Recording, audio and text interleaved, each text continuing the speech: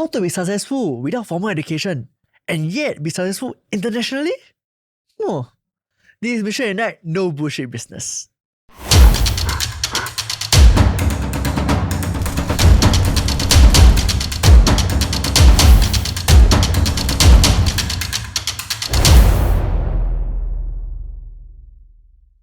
Welcome back to the show, everybody. This is where we deep dive into the stories of trailblazing entrepreneurs, industry disruptors, as well as visionaries who redefine success on their own terms. Today, we have a truly remarkable guest whose journey spans across over 3 decades, multiple industries as well as continents, and flying all the way from Dubai just to share his story. We have here today Paul Wallis. He's a powerhouse in the world of digital transformation, Web3, broadcast, and beyond. With over 30 years of experience, Paul has driven international sales, marketing, as well as business development in more than 40 countries. He has helped top companies navigate through the demanding Middle Eastern market to investing in cutting-edge technology ventures. Paul is not just a businessman, he's a serial entrepreneur with a passion for innovation and the drive to push boundaries. Currently, partnering with different ventures to disrupt the digital transformation world, he's on a hunt for the next big thing across Middle East as well as Asia. But, like every successful stories, Paul's journey has filled with not just high and lows, twists and turns. He's here to share with us his roadblocks and his climb back to the top. He's going to share his words of wisdom for the young aspiring entrepreneurs. So get ready for a thrilling ride through the mind of a visionary who is always on the lookout for the next unicorn. This is one episode that you do not want to miss. So without further ado, let's deep dive into the incredible story of Paul. Welcome to our show, Paul. Thank you so much, and what a pleasure to be here in Singapore. Such a nice time of year to escape the weather in Dubai. Thank you very much for you to fly all the way here to Dubai, right? Just to attend our podcast is amazing. Yeah. So that said, Paul, you had a fantastic journey, right? Spending over 30 years in various industries as well as countries. Yeah. Can you briefly, introduce yourself to our viewers out there, right? And share, where are you now today? Yeah, of course. So it's quite a long journey, and I don't want to bore everybody to death on the podcast because I'm getting pretty old now, in my 50s. But yeah, I grew up in a little town called Basingstoke, which is 40 miles southwest of London. Quite oftenly and fondly referred to as Boringstoke. I think it's a little unfair because it's a great little town and a lot of friends there. And I really started my career in Sony. And we're here today with all of the tech that I'm very familiar with. So I had a wonderful journey and career in Sony that took me around most of Europe, had a wonderful career, offices in Vienna, Prague, Budapest, and many adventures across East Europe. When before all the borders in Europe had opened, I was developing business for Sony there in the professional television world. So you can imagine I met a lot of interesting characters back then, a lot of fun stories, guns, prisons, you name it. In today's sales process, you don't typically see all of that. I hasten to add, for anyone out there thinking sales is going to be a good career, it's a lot safer now, and businesses have matured a lot. But certainly in the television world back then, everybody wanted to be, once you got money, you wanted power. And how you got power back then was to be into the media. So people would take certain money from resources that they'd come across and then open television stations. So they weren't always the most honest people that you would do business with. But now, you see KYC, anti-money laundering. Yes. Most of those things have stopped for the good of the world. So the dark things are all gone then. Yeah, indeed. And from there, so I had a long career in Sony and I really enjoyed it, but I got to a certain age where I thought, I can do this myself now. Why am I still working for somebody? Whilst it's probably the best company I've ever worked for and the Japanese culture, absolutely superb, I decided to go on my own, and I went into business with a friend. He'd already started the business, so I was not the main shareholder, but a part shareholder in his business. And we went on and repeated the same business model, professional television equipment around East Europe. We had lots of offices, we had lots of people. But you know, for me, I'm very customer focused, and I was running a business with my friend that meant we were just driving a business model, cut and pasting business models every day, and I was losing touch with the customers, Right. but more so running business and not being with On the front people I line, loved, yeah. you know. So in the end, after that, I decided to like let go of my share of that business. And then I was like, you know, what am I going to do now? So on and so forth, you know, paid off the mortgage at home and things. And then I'm like, I know, no, I'm going to need to cut this. But I thought, you know, I don't know what I'm going to do. And then I got a call from an old friend in Sony who was invited to work in Qatar for a Qatari family. Uh-huh. And the job there really was to revive their failing television solutions business. Right.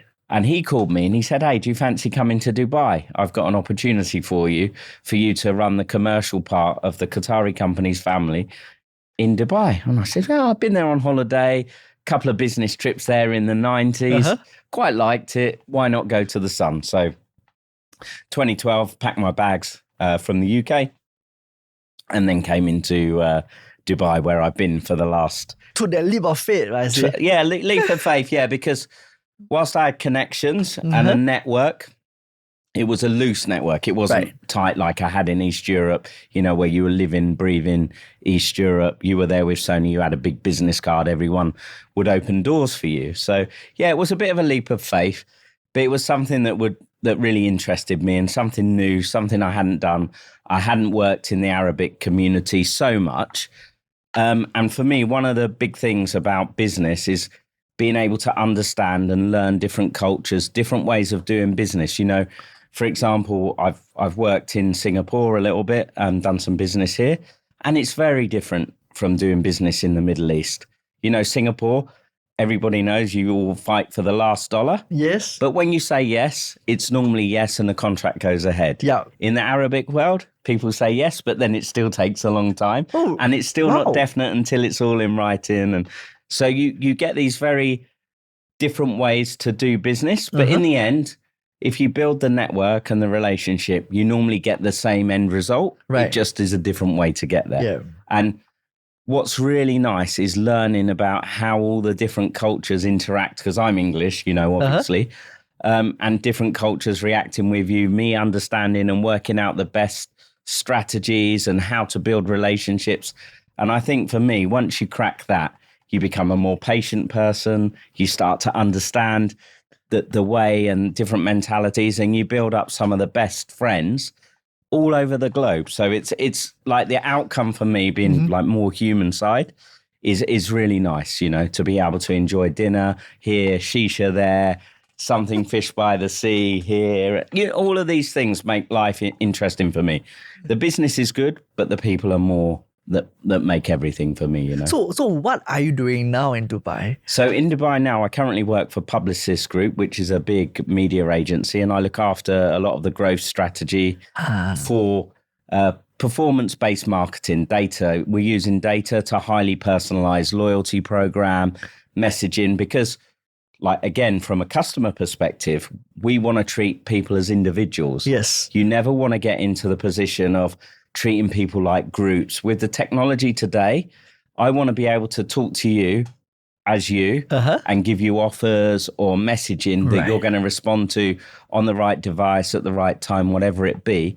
And for brands that want to reach customers, they want to maximize the dollars that they spend by also being able to build up that relationship. So in 2019, Publicis bought a company called Epsilon for $4.4 billion. And that's the platform that we're using to leverage all of this exciting stuff across the Middle East. So it's really fun. And then, of course, I have a number of other things as well that I do. You know, a little personal note about me, I've never had children. So I found a way to spend my time when I'm not playing golf is to be investing, helping, mentoring, and growing businesses. So as a side note, I also do in my spare time run a couple of other businesses, seed invest businesses, do some mentoring. I teach about Web3 and NFTs. And they're things, if I can give back some of my time to people, that's always like more fulfilling than most other things that you can do. Yeah. And these businesses, are they mostly based in Dubai or they are all over the globe? They're all over the place, funnily enough. India, Prague, Wow. Czech Republic, something in UK. So yeah, all over. But each business has a cutting edge tech focus. Right. So whilst I'm not an you are more engineer, tech-focused I love business? tech, Uh-huh. but I'm not deep tech. But if I find technology that solves real world problems, then I love it. People ask me, well, why are you in Web3 and NFTs? That doesn't solve anything. People just losing money. But actually, there are real world use cases for these things now. And once you start to understand how the technology can work and the value it brings to people, then it starts to get interesting. It's Right. just a time and learning exercise for most people. Yeah. So now I'm very curious because you're so rich with experience, right? In fact, I didn't even know where to start. But after hearing, so prior to this interview, ladies and gentlemen, right, I had a chat with Paul, right, and I understand a little bit of how he started off. And I want to hope that you share this story with our viewers out there is, how do you even start off your very first job? Oh, my first job. Yeah. Oh my God. So yeah, I was a bit of a mess when I left school, and we get round to it, but I would recommend always doing your studies when you've got the opportunity to do so. So there you go, ladies and gentlemen. Yeah. Do your studies, finish your studies. Not part-time when you're doing a full-time job as well, because that ruined another couple of years of my life. Full-time job and evening study. But I realized I had to get the qualifications to be able to leverage like my knowledge and stuff, and get into the positions that I wanted to get into. But yeah, really, I'd done a multitude of jobs. We had something in the UK called Youth Training Scheme. So I went into insurance when I left school. Oh, wow. On a training scheme. Uh-huh. Didn't enjoy it, but it was something that my father did. I thought, oh yeah, he's doing all right from this business. I'll do the same, easy. No passion for this at all. Terrible. Big mistake. Then I gave up with this, and then I started doing a number of temporary jobs, accounting jobs, selling women's jeans. That had its upsides as well. Not all bad for that. But then, one day I thought, I've got to knuckle down. I've got to do things properly. So I got my CV together, and rather, this is way before emails and stuff. I literally printed out lots of CVs. And I walked into companies face to face. I walked around. I spent a day walking around. And you hand at reception, can I speak to HR department or personnel as it was called back then? And ask, literally, have you got any jobs for me? This is what I can do. Can I get a job? And the first good response I had was from Sony. And from there, I met their chief financial officer in Sony Basingstoke, which was very close in walking distance from where I lived. I went out with the CFO. He said, do you drink beer? I said, well, I'm only 16, so yes, but not officially. That was 16 when you were 16. Wow. Yeah, literally, yeah. It was when I left school. So this is why I say much better to finish your studies properly, right? Yeah. I mean, this was a mistake on my part that I've learned that it would have been better to continue. But on the other side, I did get a lot more practical experience quicker than most university graduates. Right. But it was a hard slog doing the work at Sony and doing full-time study to get my HND in business and finance. So, yeah. So how did that talk with that CFO go in Sony? It was the craziest interview I've ever had. I mean, it was, do you play golf? Yeah, I play a bit of golf. I'm all right. Do you drink, as I mentioned before? And he said, well, seems like you got the job. Let's go for a pint. And we had a beer. And he said, are you going to promise you're going to commit and work for me? And then from that day after I got the job offer, I was the lowest paid employee in Sony. And I was in at 6 o'clock every morning and I worked my guts off. And I was one of the youngest managers. They sent me to Austria when I was 25 to start up building the Eastern European network out for them. And so it was pretty good, but I had to work proper. Nothing came for free, right? I really had to knuckle down. And this was a point of me wanting to show, actually, I did mess up with the school, but I can do stuff. I'm not stupid. Right. I want to demonstrate the capability to. And now I don't recommend everybody going to work at 6 o'clock every morning. I certainly wouldn't do it now, although I'm up early. But it was that passion that drove me to building my career after I learned from a couple of mistakes that I made. when you started off in Sony, right, and that whole journey there was 18 years, I saw. Yeah. 18 years. Yeah. And I mean, you know nothing about the media industry, you know nothing about electronics then. No. Right? How did it all started off? I started in finance. So, I started processing invoices in the accounts department. And then I went from there doing the treasury. I started learning about the bank accounts, how to manage. And this was when cash books were on paper. Oh, wow. So like no computers, multi-currency, because it wasn't the euro, it was like Italian lira, Deutsche. Yeah. We were receiving all money. So you had to get all the conversions right. You had to work out how much money you had spare, invest it on the overnight market. So it became very interesting, that part. The financial part didn't. And I was starting to realize I was building relationships with all the management in Sony. And that kind of let me get into a position where I could like work with them. And they said, hey, Paul, why are you here? You should be out selling with us. And that's how I transitioned from finance into sales. But if you're ever in sales, finance background is great to have. Being able to read a P&L and understand a balance sheet quickly when you're qualifying your customer businesses, 100%. I wouldn't be without that today. So if you want to do sales, also learn a bit of finance. You can qualify your customers quickly. Yeah. So with that, experience that you have in Sony, you started off with nothing, learning from the ground, from finance to sales, 18 years youngest manager, right? What got you to quit Sony? I wanted my own business. You wanted your own business? Yeah, so I got to a point where I was managing all of East Europe, so Bulgaria, Romania, Czech, Hungary, all of this region for the professional business, like the equipment we're working with today, plus medical, CCTV.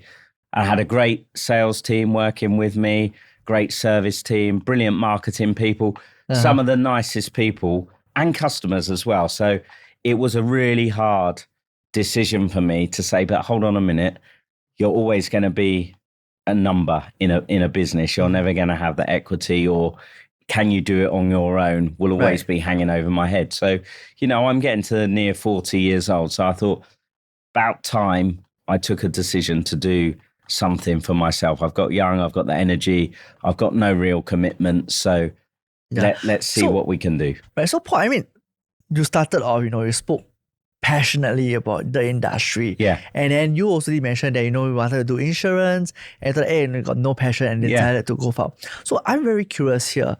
The passion that you found, was it stumble across, or was it something that you thought that actually I really liked it from the start? No, what was stumbled across.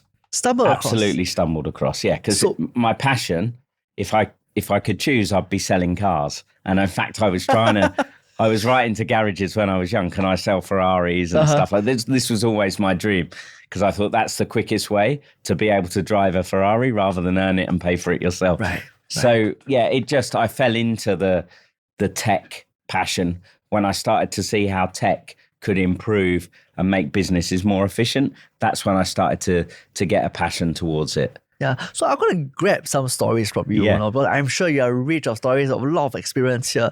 So what I'm curious about is, what are some of these moments, right, in your earlier career, right, that pivot you to where you are today, right, that probably milestones in your career per se, right, and changed and reached to here where you are, because when you were in Sony from finance, you hit to sales. Yeah. That was one pivot point. Yeah, that was a pivot point. Through recognition of somebody that said you should be in sales. So what other pivot point that actually went in your career? So when I first got into sales with Sony, I was kind of doing like internal stuff. So just picking up the phone, helping customers. And then you had like a team of salespeople on the road traveling. And I wanted to do this, fly around and go to nice countries. And I saw them doing that. And I thought, how am I going to do something? And then one day I got on particularly well with Sony's Greek distributor, General Systems Design in Athens. And I received an RFP, like a big tender it was probably over $1 million back then. So quite big, because we're talking, this would have been early 90s, I think. I mean, my brain's not that good, but somewhere around there. Okay. And this tender came in, And no one was really interested in it in the business. I said to the boss at the time, is that okay if I pick this up and run with it? And he said, yeah, why not? Why not give it a go? So I put together my first tender response, and it was a book, right? It was a book of and all information I gathered from the experts across the company to put this response together. And they said, okay, you can go to Greece with the distributor and deliver this tender response to the customer, and you can be there and you can work. So that was one of my first trips. This family, General Systems Design, was run by a guy called Papa George, who sadly passed away recently. But he was like, him and his wife were like family friends to me, and still his wife's still alive. We're still friends on Facebook. And there, when I talk about human relationships, that's what I value more, right? So from a guy like really young to still have that relationship now, yes, I value that more than any other business. But what was nice is we went to Greece, and somehow we won this huge business. And then from there, that was it. Then the boss said, okay, then you get promoted. And that was pivotal for me, because then I became a regional sales manager, and I started appointing dealers and distributors in all of these new emerging markets.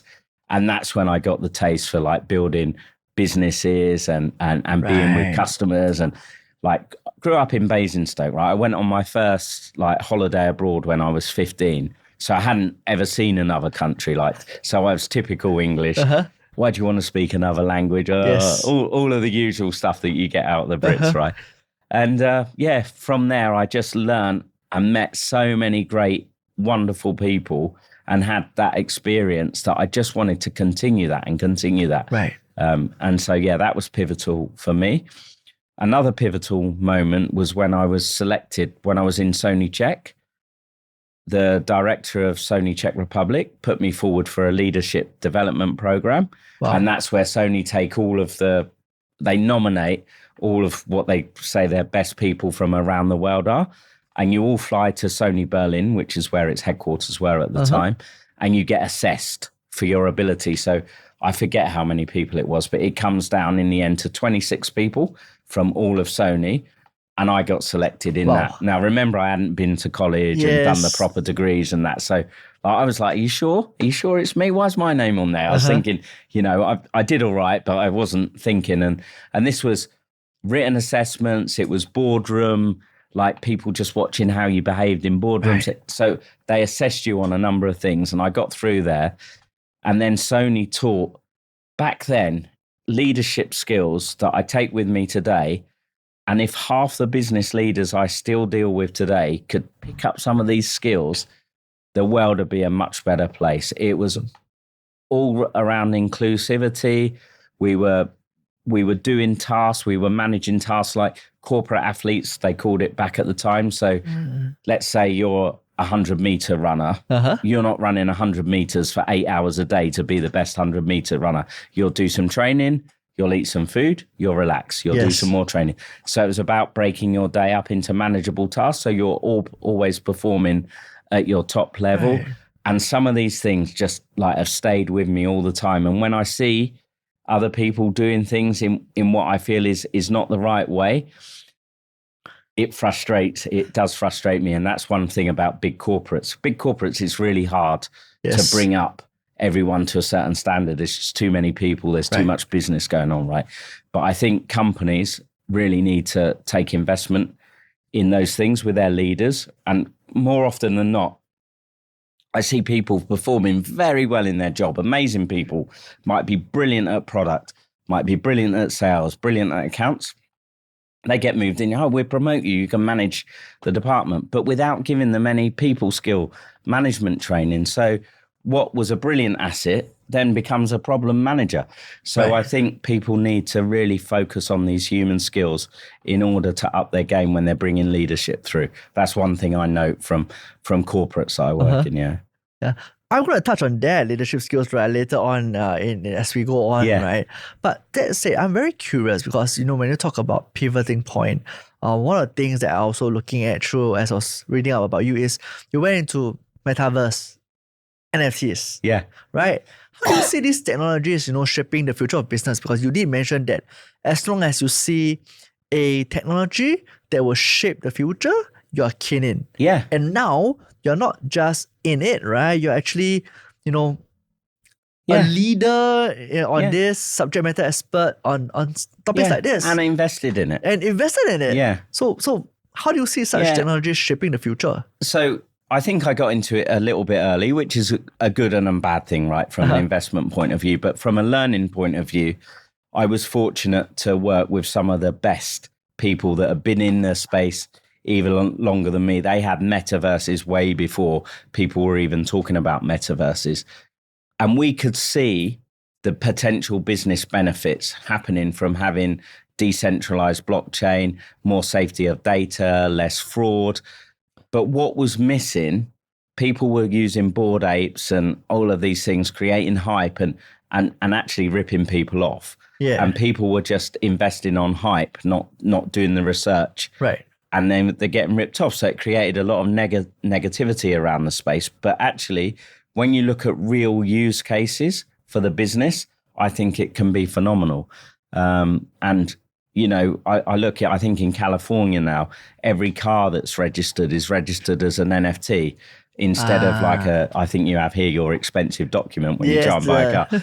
This is all done as an NFT now. But what's good about that is the car's history is then attached to that NFT. So certainly in places like Dubai, you get a lot of cars come over from the US. They've been smashed up, put back together again, and people buy them unsuspectingly.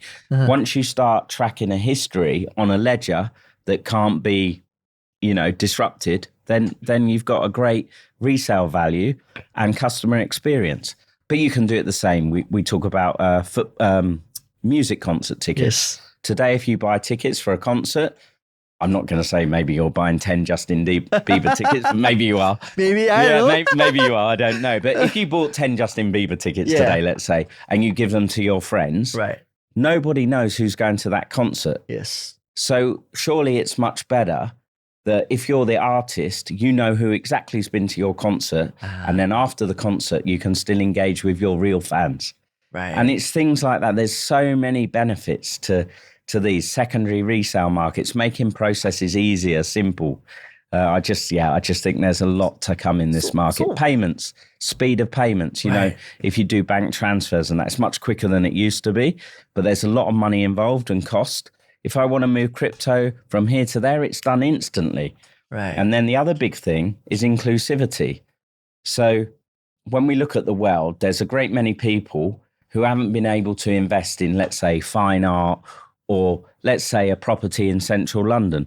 When you start fractionalizing those businesses and allowing an entry ticket of, say, $50, $100, you start making the world an inclusive place for investment as well, which today doesn't happen. It's set to a certain group of people that can invest because they got lots of money. Yeah. And the rest of the world are excluded from it just simply because they can't afford the bigger tickets. So when you start using this to its maximum capability, you create inclusivity that means everyone can grow, not just a few people. So I like all that stuff. And they're the big benefits I see from these things. So I mean, I hear the benefits and all, and of course there are some myths out there, right? And I'm hoping that you could debunk some of these myths. So one of the myths that they did mention that, you know, for the metaverse as well as NFT is because they are so new, it's very costly to run them. Is it true? No, it used to be.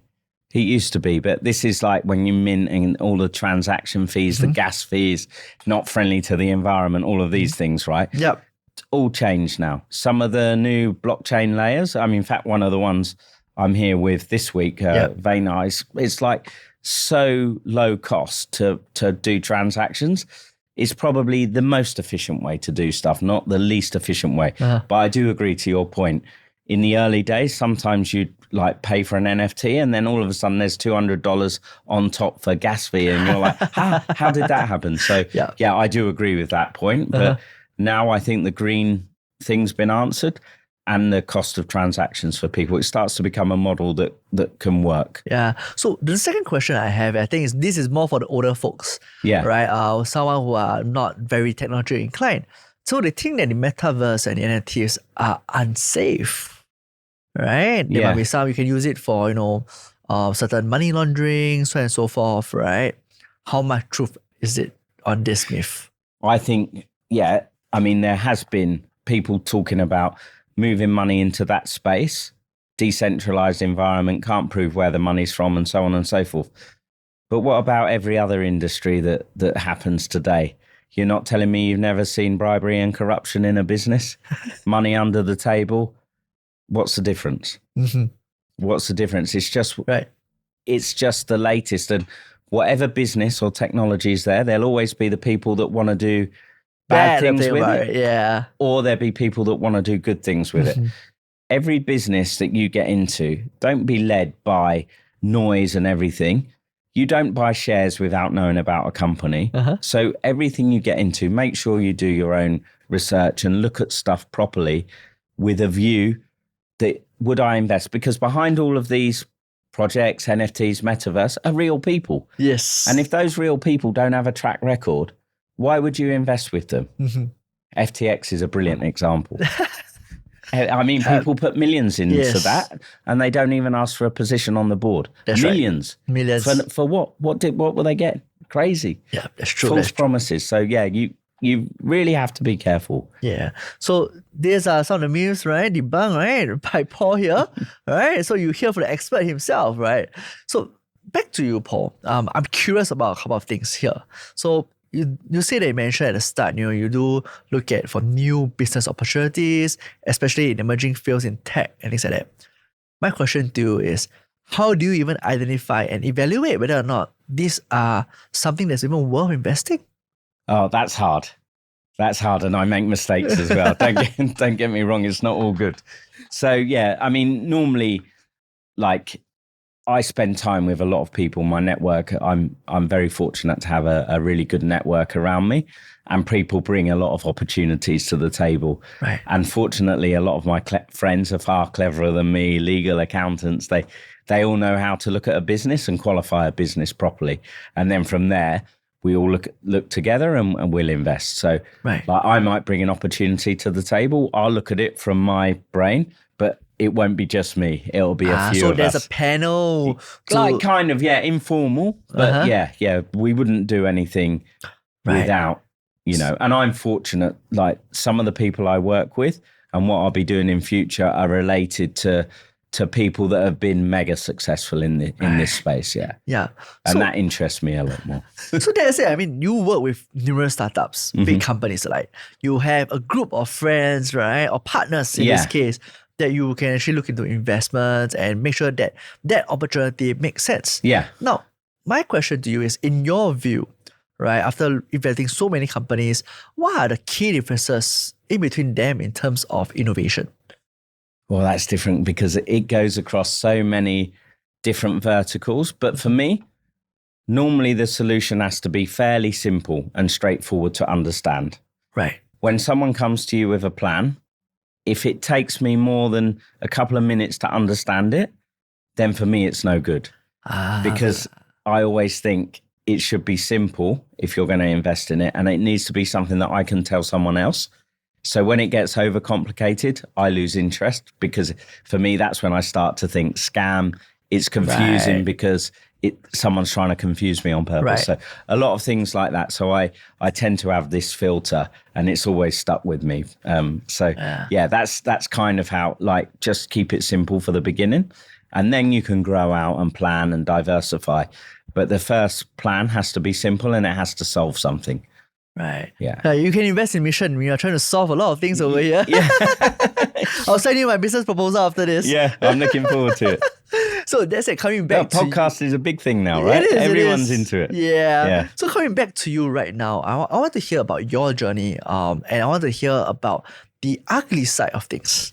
Right? Because every single successful journey, there's bound to have setbacks. Yeah. Right? Your biggest setbacks at the start was education. Education was a huge one, yeah. And I'm sure, right, you mentioned that you also have a few business ventures that went wrong. Yeah. So I want to hear some stories from you, is that of all the stories that you have, which was the hardest other than dedication at 16 years old?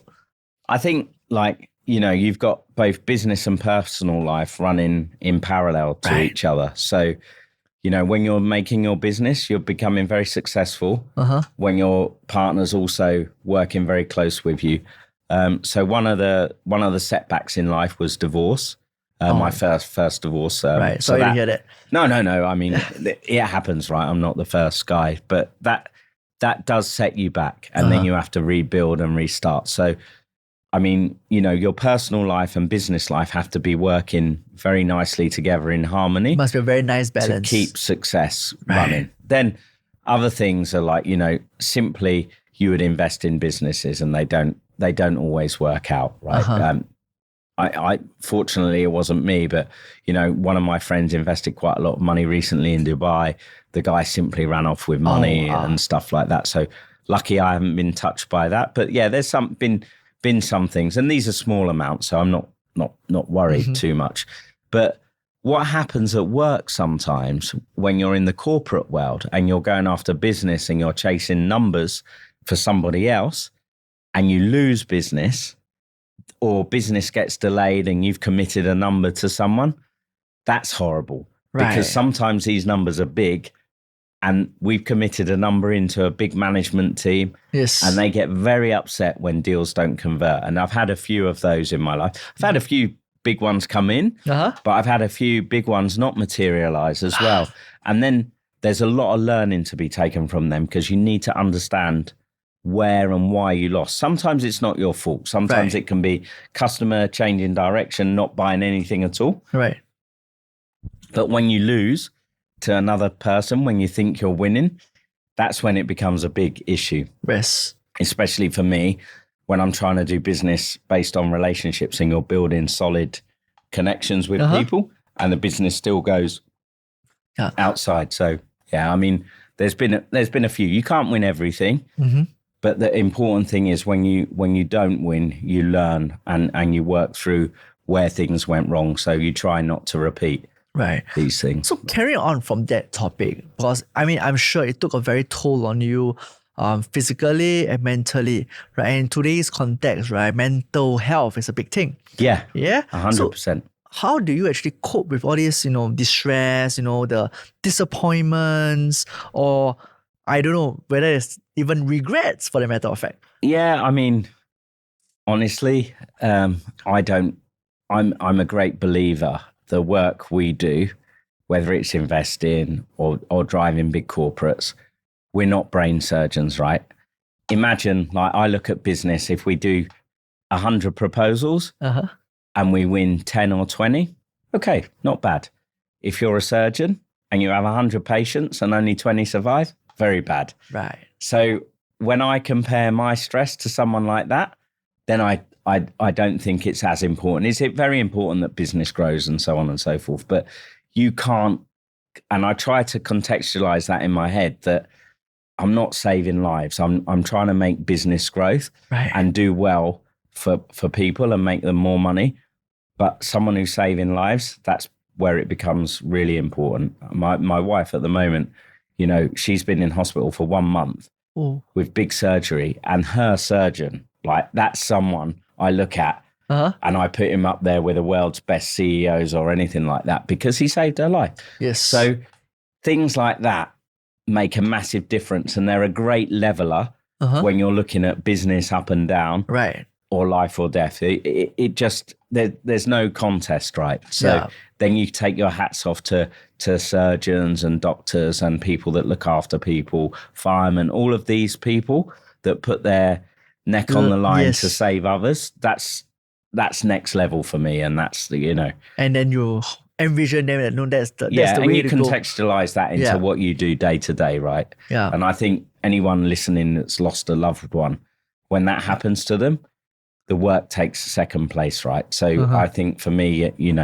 when you're looking at your business, you have to put your health and family up as high as you can in order to make sure that you can deliver well on your business. Because if they're looked after, then your life becomes easier. So what would you say? Because I think after hearing from you, right, those heartfelt words, right, how would you say that, a supportive partner is critical and very, very important, right, for anyone's career's growth? Yeah, I completely agree. They have to. It's like you're trying to run a million things at work, and then you want to come home, you want to have a nice conversation, you want to have someone to sit, listen to your nonsense and whatever, have fun with you. And you need that balance. Otherwise, you just become 100% work. Right. And you need to devote time, and you need to manage all of these things, juggling lots of balls and plates.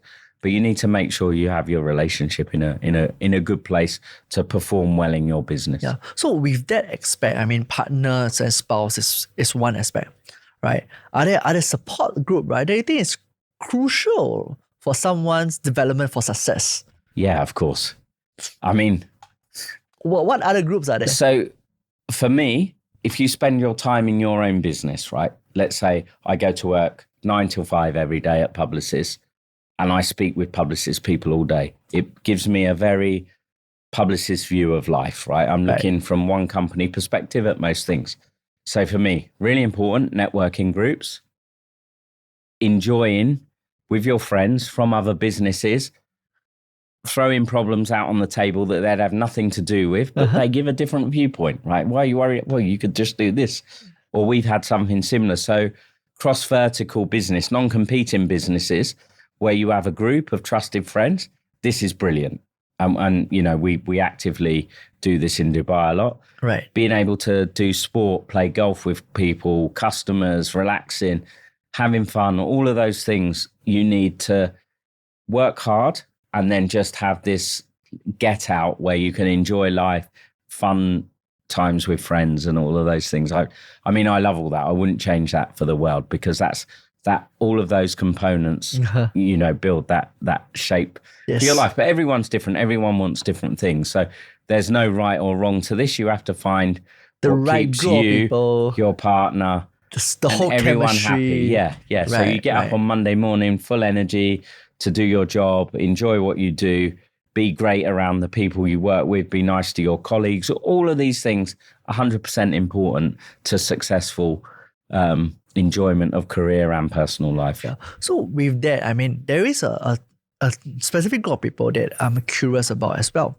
right? What about mentorship, right? How important is it for career growth, successful growth, right? And especially in your context, because you started off at 16 years old. Yeah. Right. And I'm sure you have multiple mentors, right, throughout your whole journey. Yeah, good and bad. Yeah, good and bad, exactly, right? So any advice on the topic of mentorship? Yeah, I mean, I'm a great person that believes in mentorship and job shadowing. And, you know, at the moment where I am, it's a huge organization, but in other companies, I've put shadow boards in place.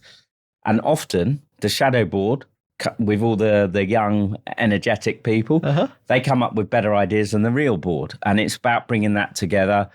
Succession planning in career is really important, you know, picking your performers that you feel that you can bring into the role. Should you leave, I always want people better than me working with me. So if I go, then the replacement's There's there. a successor. And you should never feel threatened by that. You should always, like, of course, until you get to a certain point where you want to retire, but you should always have that plan in your head for your company and for you and for the people that work for you. You don't want them, all your best team, looking around for, oh, I'm going to go away because I'm never going to get anything in this company.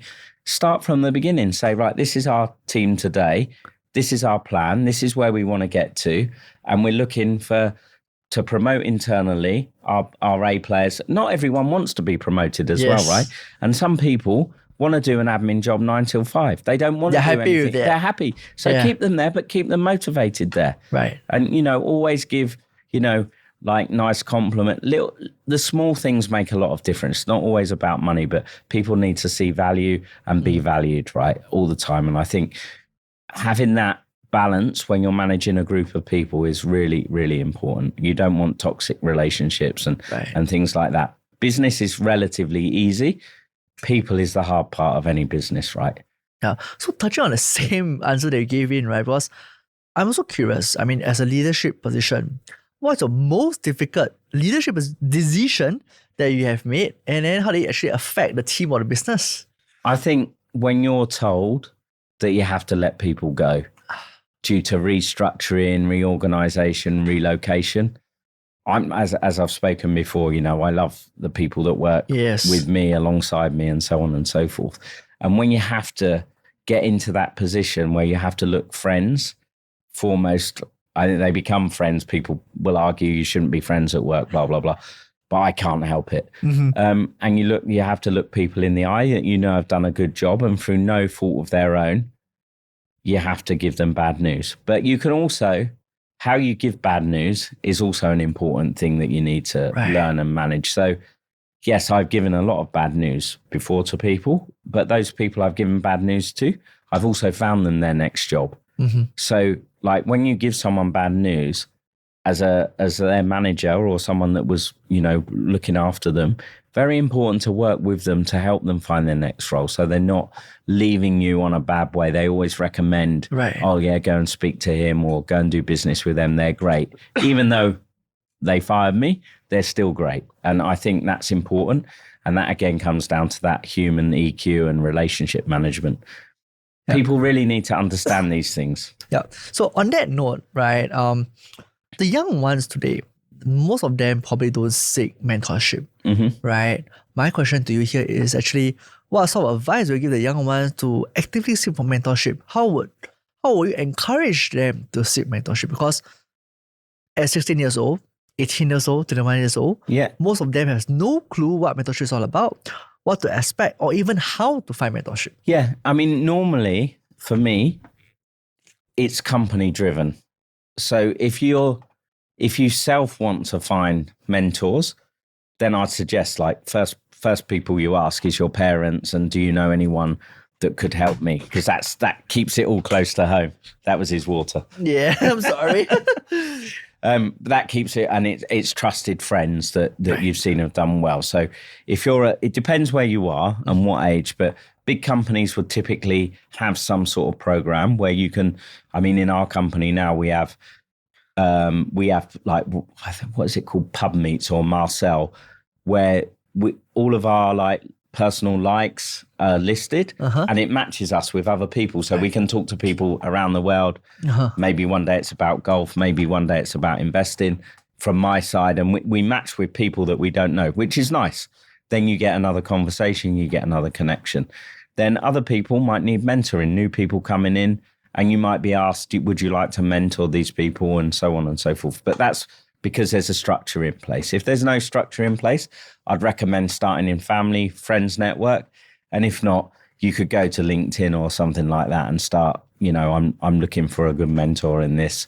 And I'm guessing there are groups. I've helped people personally. But yeah, I'd always give people bits and pieces of advice, I'd always help. Yeah. But yeah, I think, it's something that if you want it, it's something that you have to be self-motivated to see. You have to find it on your own. No one's going to help you with it. Yeah. I mean, you need to ask the first question. Right. You might be offered it if you get into a big organization. Hey, we've put you with your mentor, buddy. They're going to help you through your first few years here while you find your feet. But if not, then you need to be proactive on these things. Right.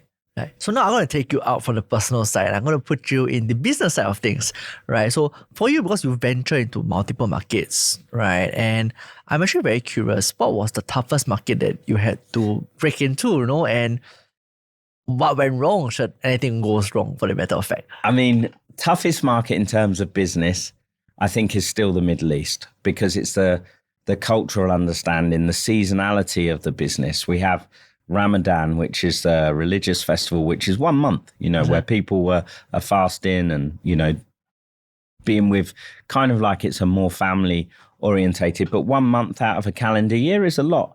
And then you have to remember the summer's boiling, really hot. So not a lot gets done. So you have to structure your year in a slightly different way. And it's very hard, especially when you're not always there on the ground, because business is also very personal. And flying in and out with your suitcase isn't always the best answer, especially for me, where I've always been a person building networks and connections. If I'm flying in and out, it's harder to do that. So I like to spend time on the ground. And I found it particularly hard in some of the Middle East countries to break through those things with just being there not as often as I'd like to do. Big challenges. And then other rawer challenges were, places like I started doing business in Albania. Everyone had guns. People were, it was a different world. And when I did some business in Nigeria, different times, a lot of bad stuff that you could never bring into a multinational. I've seen. So yeah, quite a few hectic things. But they don't. They're less and less now, right? So it's not. Yeah. So I'm curious because I think in today's world we are much more protected. We are much more secure. There's much more laws and rules that's protecting. I'd ask you a question is, could you share with us a story, right? That was probably your worst experience, right, in your whole life. What's the worst experience? I'll give you the story. I'm not going to divulge too much, but one of my worst business trips was where we were working on a quite a sizable deal in a emerging market, let's say, and I was in a restaurant in the evening having a meal, and I got approached by two guys, big crazy guys, right? And they were blatantly asking me for a lot of money. If you want this deal, oh wow, money. So it's a deal. Yeah, and it's not robbery. It's like if you want this deal, you have to give me this money. Unfortunately, touch wood, I'm not been robbed in that way. Wow. But if you want this deal, and you will bring the cash next time, and I'm like, guys, I'm not going to bring any cash. If I'm getting off the plane, and I'm on that plane, I'm never making it to the hotel, right? Yeah. And you'll say, oh, you never gave me the cash. So I had to find different ways out to do businesses and make sure that people like that understood that they had to set up legitimate businesses, not come to me showing guns and stuff to take money. I mean, yeah, I was young. I don't really care. But at the same time, a lot of people might not react the same to these things. And, it'd be the end, I'm resigning, blah, blah, blah. But long before that, even some of my Sony colleagues, when we were starting, they'd often get mugged. I've seen a couple of colleagues of mine when we went to a new part of Africa that we were going into. I said, don't wear a suit, don't draw attention to yourself. They wore suits. They got out from the airport, got to close to where they needed to be, got pulled over, started a struggle, give us your laptop. No. Oh. Took the laptop, big fight, in hospital, and then flown back out of the country, lost everything, and then out. But, you have to understand culture and these things. Back to what I was saying. So when you do business in different regions, you need to understand what was the culture, how the But that being said, landscapes. you can't single out. I mean, some countries are more dangerous than others, but you can always have bad luck, right? Anywhere you go. But the trick is to try and minimize your risk and exposure to some of those things. If you know where you're going, certain areas of London now, when I watch the news, I think, I wouldn't want to go around there anymore. Right. And you see often on the news people getting phones snatched and stuff like that. So I think you need to be very aware of the situations you're going into and act accordingly to not draw any unnecessary attention away. So ladies and gentlemen, you would think that you had it bad. Yeah. Imagine with a gun. Yeah. Wow. Yeah. So with that, have you ever crossed your mind that, I want to quit this isn't for me, any point in time of your life? I probably have those thoughts quite often, but at the same time, I've got to my age now and I know what's carved out for me. But I know with the experience and knowledge we have, there's still a lot of good, fun things that are going to happen in the future. And I know with certain people I'm going to work with, that we're going to be able to do some amazing things and look for the next unicorns. And we're going to be able to take this mentorship and help companies accelerate when we spot new things. And we're going to do it on a more larger basis, let's say. So I'm really looking forward to that. So watch this space. Some cool things are going to happen. So Singapore unicorns, I'm also keen to listen to pitches and see what's going on. Ladies and gentlemen, if you have a powerful pitch, a powerful business idea, right? Pause the man. All right, I'll get you the contacts in my link and we'll see how to contact him on that. See how many contacts come through. Why not, man? Yeah. It's a if you're solving thing. a big problem here, I'd love to know. And we'll give you the contact to Paul with that. So that's it. I think I'm curious because you're so positive, right? And you did mention that you have a few thoughts about it once in a while of giving it up. So what is that what is that particular mindset or habit that keep you stay so resilient during these tough times? Yeah, I think so the option for me is when I think about giving up, it's going to sit in Bali, relax. And That's then why you recharge. Yeah, and then I think to myself, but maybe I value golf and all of the things I do because I work hard. And then if it's on my doorstep every day, maybe after 1 year of sit on the beach, play golf, I'm very bored again. Right. And so I think my energy bounces me back into work mode. Right. I don't think I'm quite ready to sit down. But I do go through those phases, probably because you get older and stuff. Is it really shall I do this every day or should I do something different? But actually at the moment I'm on a positive vibe. So I'm happy with where I am just now. Right. So I think a lot of our young viewers out there want to know a little bit more about entrepreneurship, right? And my question here will be, what are some common misconceptions about entrepreneurship that you wish you knew from the beginning? It's bloody hard. It's really hard. And, if you're going into a business, if you're on your own, it's one thing. If you've got a group of people around you that you're feeding based on your business plan and your money, then it becomes very hard. Right. And you have to sometimes take decisions. I'm not going to pay myself, but always pay your team first. Make sure that they're looked after and things like that. They're the most important things, watching money and watching cash flow, because when you start, money's not rolling in very quickly, right? And you go through some tough times when you want to quit and things like that. And that's hard. And you'll be working harder than you've ever worked in your office jobs. Yeah. So you will go because you've got a vested interest. I'm hoping you go the extra mile to deliver on something that's your own, right? But yeah, be prepared for long hours and sleepless nights and not a lot at the end of it in the beginning. Yeah. So what other traits do you think that a successful individual should have? Yeah, passion and be driven. You see people, different people, and you see people that can change. Like when you watch the X Factor and they're judging all the singers and stuff. It's the same in business. I guess you watch Dragon's Den and stuff like that. Yes. So you see the passion in people, even if the idea is not good, given the right idea, that there are certain people that are going to succeed.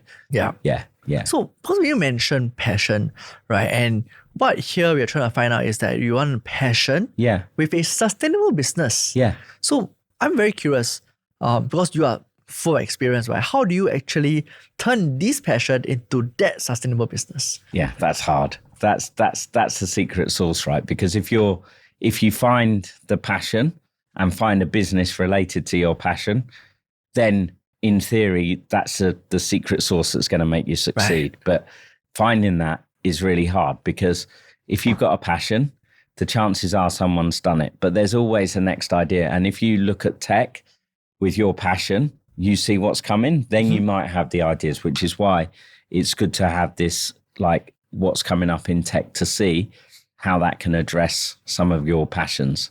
Yeah, but the thing is that the tech world is rapidly evolving. It's too fast. It's very, very fast. Yeah. So with your advice, how do you think that a young entrepreneur need to do to stay ahead of that curve? Oh, yeah, God, what would I tell them? Yeah, it's so difficult, because I've seen, people have had a good idea. They've fallen asleep on it for 2 or 3 months. Tech's changed and they're out. 2 to 3 months. That's all it takes. Yeah, you see how quickly everything's going. So, yeah, how to find something that's going to give them that long term to stay on the edge. Yeah. And with that, I mean, if let's say today, a young entrepreneur who is actually on the brink of giving up, right? What would you tell him? That's when things are about to go good. Typically, people always give up. Okay. When it's just about to turn. Right. So yeah, I've been through a number of businesses where we thought it's going to end, and there's another investment. Oh, just a little bit more and we'll be okay. Just a little bit more and we'll be okay. And we've done it, and eventually you've come out the other side. So if you can, and you get to that point, you've got to keep going, because you've done so much that at a certain point, it's normally when it's going to tip the other way. Yeah, just a little bit more, Yeah, and but you will get it's the normally rewards. when you're at the very end on your onto your last dollars and so on and so forth. Right, that's Yeah. so cool. Yeah. So with some things that you have been working for 50, 40 over years, 50 over years, right? Yeah. Thereabout. Yeah. Well, So what would it be? Yeah, 30. Yeah, 30 plus? 30 plus 40 30 maybe? plus, yeah. Yeah. So my question here is, I think you have achieved so much Yeah. here, right?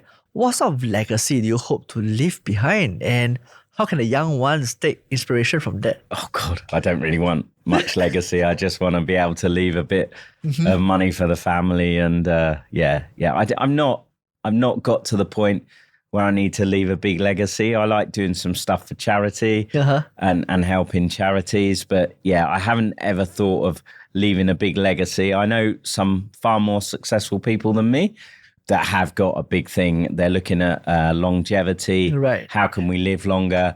What can we leave in the world that's going to help the next generation?